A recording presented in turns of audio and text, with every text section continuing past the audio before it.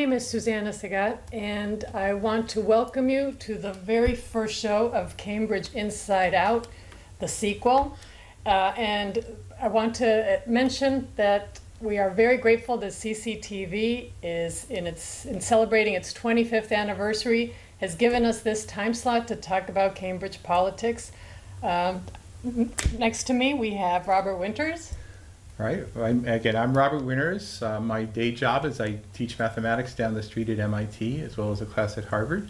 But that's not the subject of this show. This will be a show about civic affairs, political affairs, and a special focus, at least in the opening weeks, on the upcoming municipal elections. Now, a lot of this show is that we want to keep it a little bit lighthearted and we want to have some fun. We will make mistakes, and I hope you will forgive us.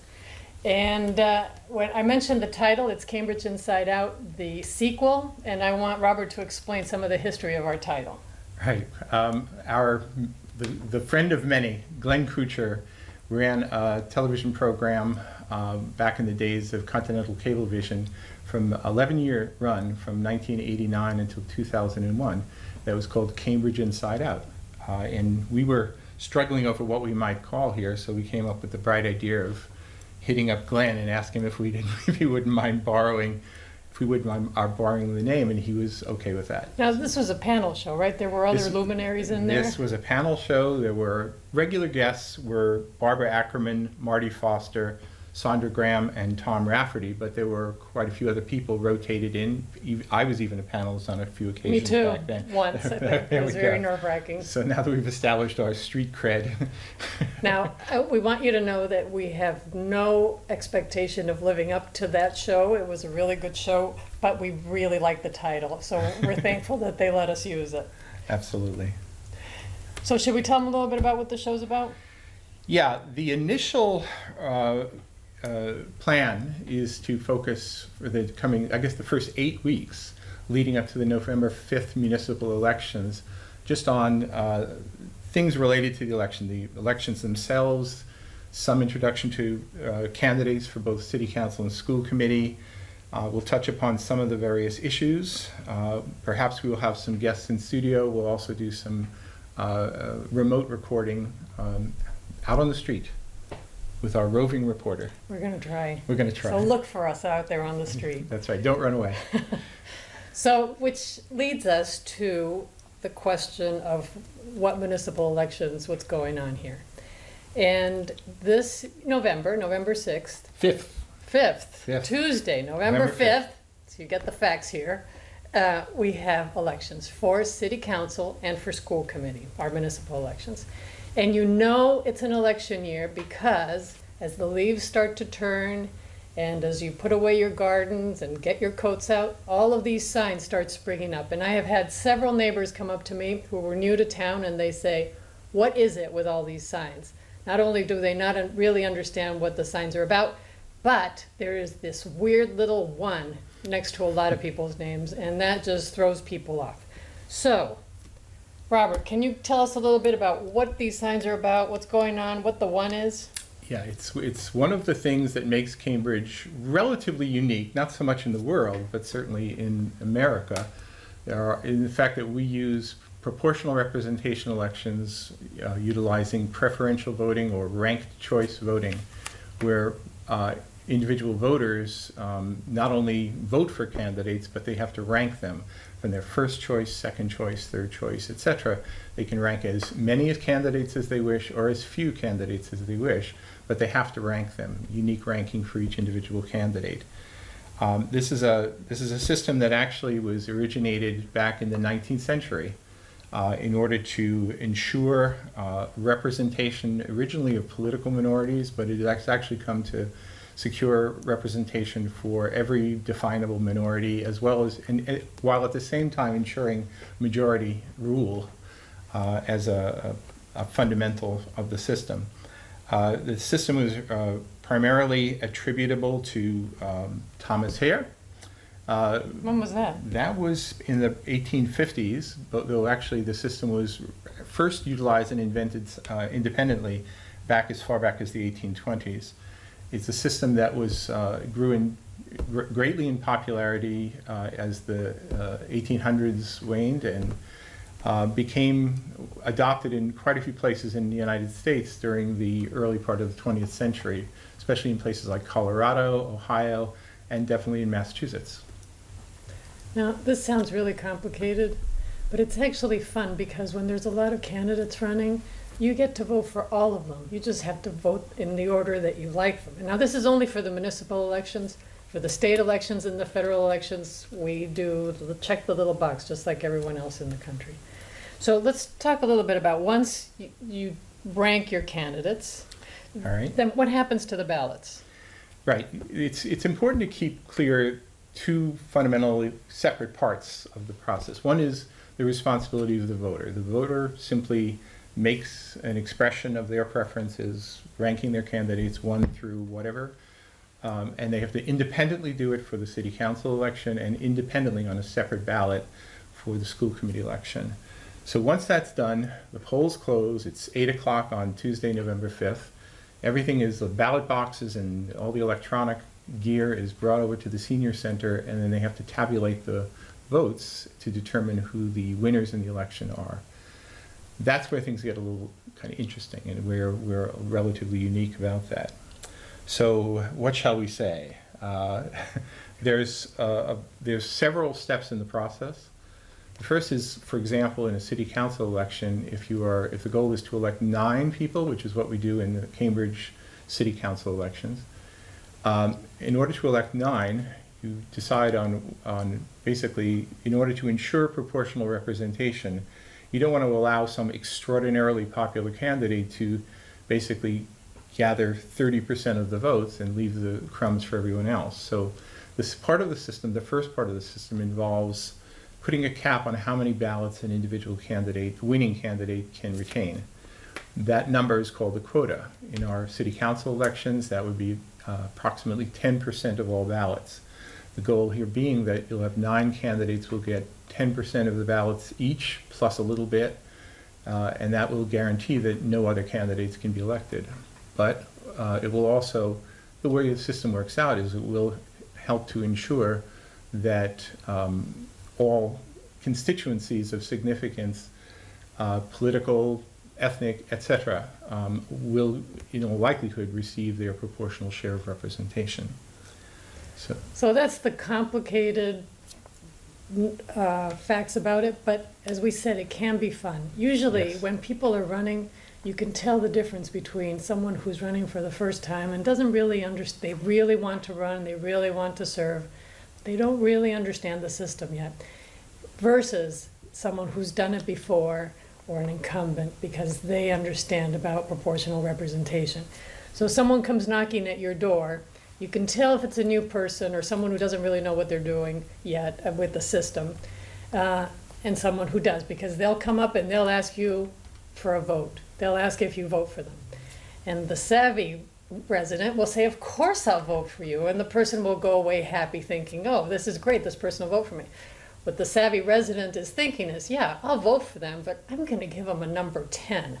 So both walk away happy and nothing came of it. Whereas a person who's run before, they know, well, you give me your number 1 vote. They train their people to vote correctly because number 1 votes really matter. And that's why you see them on the signs, because they want you to associate their name with the number 1 vote. Didn't you? That's exactly right. And it's important to understand that most ballots will actually be credited toward exactly that number 1 vote and no one else.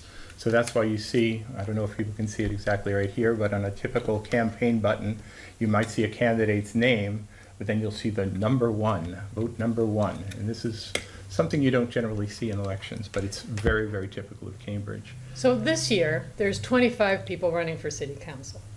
If you wanted, you could rank all 25 of them, 1, 2, 3, 4, 5, all the way to 25. And your ballot could move for several layers. And we'll talk about how it moves in a second. But so how you rank them is very important. Right. It's typically true. I think that very small percentage of people will rank just one candidate. That's what's known as bullet voting. It's not a particularly wise strategy, because if your candidate doesn't actually need your ballot, or if your candidate is defeated, your ballot could not be used toward any other candidate. Hence the need for expressing secondary, tertiary preferences, et cetera, all the way down the line. In a typical election, I've done some of the calculations, and it's probably 75% of all ballots will be credited to the number one choice, and that's that. So hence the extreme importance of that number one vote. Now, we talked a little bit about, very briefly, about this notion that candidates are not permitted to retain any more ballots above a certain level. Oh, I should get that. I forgot the webpage name.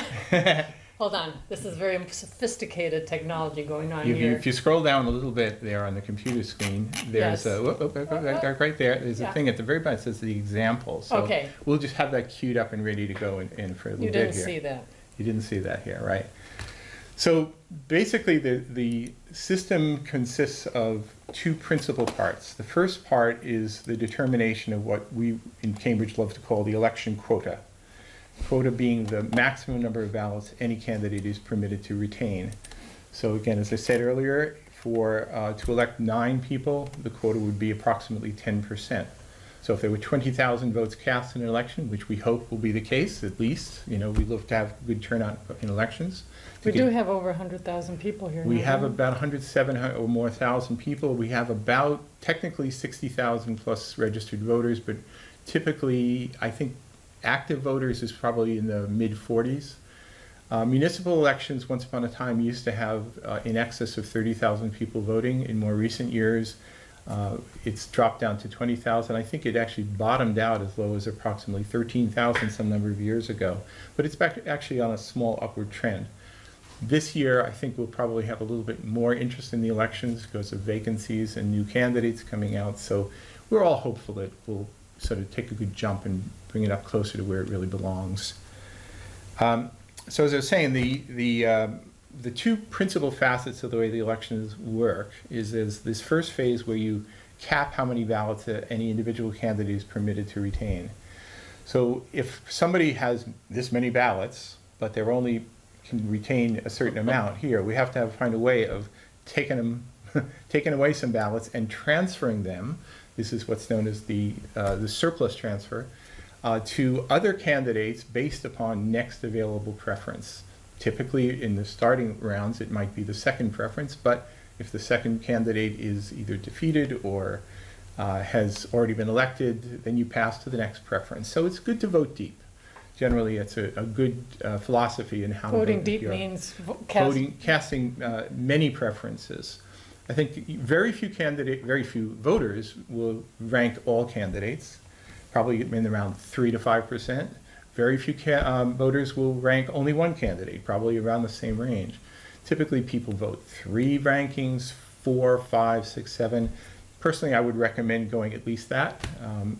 Even if those rankings are never expressed in the actual election, it's still a wise idea to vote deep. And most candidates will, in fact, encourage you to do so as well, because they'd like those transfers later on. So the first part of the process, which is a little complicated, we'll maybe save that for another day, but we'll give a little graphic illustration of it here, is to take some off the top, reduce it to, in a city council race, about 10% maximum. Now, in an election where you had 20 or 25 candidates, now that no one has more ballots than they're allowed to keep, the next part of the process is determining the winners. And the determination of the winners, which again in a city council election would be 9 individuals, is really a process of taking 20 or 25 candidates, as it is this year, and just slowly but surely bringing it down until you get to the winning 9 candidates. This is done through a series of runoffs. The process is actually pretty simple and kind of intuitive.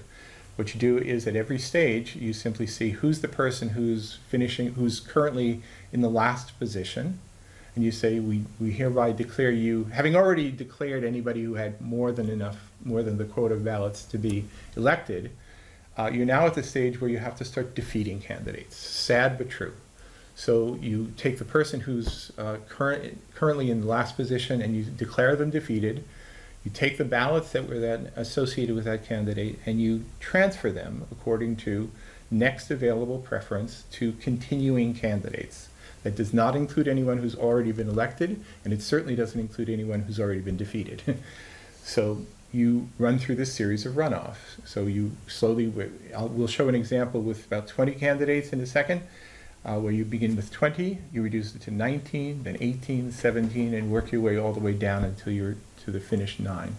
So we want to... You know what this reminds me of? What? Well, it used to be, back in the previous century, that you used to make your ballot and write your little numbers, and then the city would take all of the boxes full of ballots and they'd bring them to the Kennedy School, into the auditorium. Actually, the Longfellow School. I mean, the Longfellow School. Oh, thank you. And directly he's my fact across checker. the street from my house. I could watch the count from my living room. How could I forget? Yes. Anyway, so they'd go to the auditorium of the Longfellow School, and all of these brave souls would be in there. They'd take the ballots and they'd start doing this shuffle that Robert talks about right there. So anyone who wanted to, it was a big social event. You'd come to the auditorium and you could see the ballots and how people ranked people. And if you actually did weird rankings, you can find your ballot in there. I mean, no one else would know it was yours, but Right. you could see it. And you could see how it moved from one candidate's box to another candidate's box. So what Robert is talking about in these mathematical ways, you could actually physically see it. Yep. And it would be a great big city party. It was a fun thing. We used to call the boxes the pigeonholes, I think. Why? I think it was just, I don't know, you're stuffing pigeons into them or something. I don't remember. So it was lots of fun. But- And then I think in 2001, No. Before that, the 19 computerization election, I actually served on this technical working committee for the computerization. We, the last of the regular paper count ballots was 1995, and the electronic version of this was all done. It used to take almost a week to count all the ballots in the old-fashioned way. Once we which implemented was a it, fun party, it unless you were a oh, candidate. it was a great If you time. were a candidate It was and you had to torture. wait a week Torture. to see if you Absolute won torture. or not. Oh. Yep, that's right. So that became computerized commencing with the 1997 election, and it's been computerized ever since. That now, instead of taking a week, it takes about 3 seconds. Once everything's So it's verified. a very short party now. It's a very, well, but it's a nice party, right? And now actually you can still see it on an election night where we hope to be telecasting through CCTV. You can come in and see the ballots being looked at by the computer, I guess. Or Yeah, well, what do you see? it's actually two processes. The sort of the initial count, but there are always going to be some what do we call them? Auxiliary ballots. Includes things where somebody expressed write-ins, or if there was some other problematic thing where a voter mistakenly ranked two candidates with the same ranking or whatever, where the election commissioners have to do a little adjudication before allowing those to be counted. And then they run the software again to determine the unofficial winners at that point. So, you know, it's still an interesting process, but it's a little bit less of the party that it once was. It's a shorter party. Absolutely. Unless there's a recount, in which case. Right. Horrible. Now, Okay. we have an example queued up here, and I think we can pass through it in a moment. This is where I do the technical thing here. Exactly. Excuse me, This is where we really mess up. Ready? Right. So it's a 2003 city council Here election. goes. Here we go. I hope that's visible. I think that's pretty visible. Now, this is an election in 2003 where there were 20 candidates, and with those 20 candidates, there were close to I think 20,000 and change votes cast.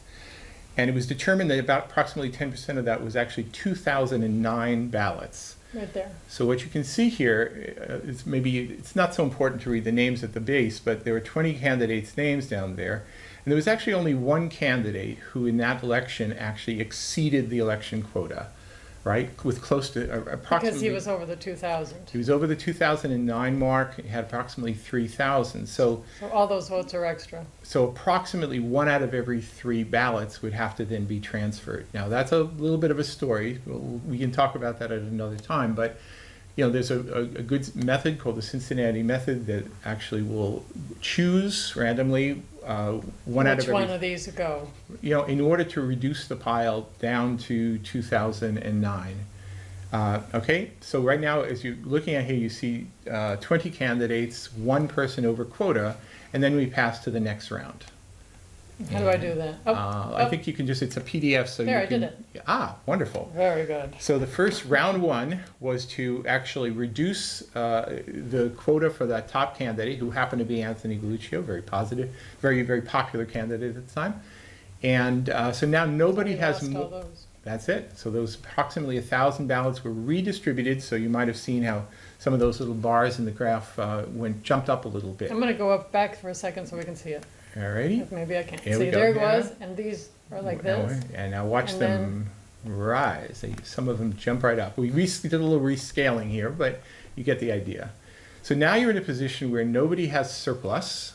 And That means that there's only still one that's hit quota. there's only one at quota. That That's person was interesting. declared elected. So there's only one person elected. We still have to elect. So he's happy. He's done for the day. He's done. And he can't get any more votes anymore. That's he's it. done. He's Okay, basically he's out of the, he's off the table. he can pack up and go home, right? But now we have another 19 candidates, and we still have to choose an additional They're 8. still sweating it out. Still sweating it out. So what we do is we Now look here's at a question for you. yeah. If these people here, they're the top number one getters, right? So this person, they got the most number ones after this one. Yeah. And this one got, does that mean that they automatically win next? It doesn't guarantee it, but it's quite likely that they will gather additional ballots as the process continues, and then soon will reach the quota and then become elected. Okay, but number twos are important for these Number people, 2s and 3s are really, really important. All right, so we now switch to the next round, where we've Oops. taken, now some of these rounds are actually There. kind of happening rather quickly That, you didn't because, see that. right? Let me show you. There's 2 again. Yeah, and we switch to 3. Now you can Now barely. what happened here, see what happened, this is 2. Here are the people with the fewest number of votes. So we're gonna get rid of we're gonna redistribute their ballots. Right. Whoops. Oops, we went the back. wrong way. There we go. Wait. There, see, they lost their ballots. They lost ballots. Now, in the initial these next few rounds, there are very few ballots to be redistributed from these losing candidates. So in succession, as we defeat some of them, so let's actually defeat a few So here, we're gonna redistribute those ballots. right? There, and they went over there. So everybody picks But up a little bit. still no quota. Still no winners. So we let's go to the next person. one more, right? Makes me sad. Now we're Okay, here. they're gone. All right. Still So no quota. Some are creeping up, but you'll notice something interesting. Some of the candidates who are actually down in the poll are actually gaining votes faster than the ones Yeah, who had I been see ahead that. of them. So it's a little bit like a horse race that gets a little So now let's interesting. get rid of this one. So we knock off another candidate. Oops, Whoops. oh, There we go. There we go. There it goes. Still right. no quota. Yeah, there's a little dip on the right-hand Now side. here, see this? That's just some ballots that didn't have any more available choices. So for example, you voted for this person with a 1 and didn't vote anywhere else. So the ballot that cannot be can't transferred. transfer because there was no 2, so it goes right Yeah, there. that's that. So we say it's exhausted. Okay? So I'm let's- exhausted listening to this. I'm exhausted as well. So now All let's right, this one? transfer a few more, okay? So off goes Oh. the candidate. You'll notice that now Oh, we're that's- almost electing Very good. someone else, but not quite. Ugh. So let's defeat one more candidate Here we and go. see what happens. No. Still no. Barely, but not quite. Okay, one more. So let's defeat another one. And Oh. we now apparently have a winner. All right. Okay, so now So that person hit quota. that person hit quota. We have a third person is very close to winning quota. Let's just do it. But you'll notice that the number of candidates is getting smaller and smaller with each step. There they go. There's 3 people. who So hit it. now with one more defeat, we're down to about, I think, 11 candidates, 10 or 11 candidates, maybe 12 candidates. And we've now elected 3 people, but we still have 6 to go. So if I voted for this person in number 1, right, and I voted for this person in number 2, it can no longer be now transferred my ballot, if I needed to, if I had a third, then it would go to them. to one of those. Or if I didn't, it would go here to the dead pile. Exactly, Okay, exactly. got it. All right, so notice that now that as we defeat a candidate, we're actually transferring a lot of ballots. Yeah, that's a serious number of ballots. So it'll be very likely that we will start to elect more candidates. So see what happens next. relatively quickly. This is like a count itself. There we This go. is just great. So Okay. give it one more shot. Nope, still no And one. there's still no one here. Okay, this So one. we elect one more. Oh. Look at this. Now we've actually Well, this- see Yep. we now have 6 people elected, and you'll notice that some candidates have been elected faster than some candidates who had initially been ahead of them in the game. This is where people start to get really The people start really nervous. sweating it out at this point here. Nervous, because what's going to happen? Where are these So now, two's going to but go? now notice, no. The person who's now finishing last is actually not the one with the pink stripe. It's actually two before. Because this has the fewest number of Fewest votes. numbers. So that's the candidate we will next defeat. Oh, All right, so let's defeat him. this is sad. Yeah. That was a lot of number ones. That was right, but here we go. All right. Gone. That's it. And at that point, there Everyone's was hit so many 2,000. ballots to transfer, so we've now actually elected 9 candidates. And once that process is done, there may actually be a lot of ballots that there's no place to go because we've already elected all 9, so they will technically be exhausted. Which is not to say that they didn't have a lot of very valid preferences on them, but they simply just don't get credited toward the election of those 9. All right, I'm turning the that's it. camera right back to you. Okay, we're back to us. Okay, so hopefully that makes some sense here. And we only have about a minute and a half or something for this initial program here.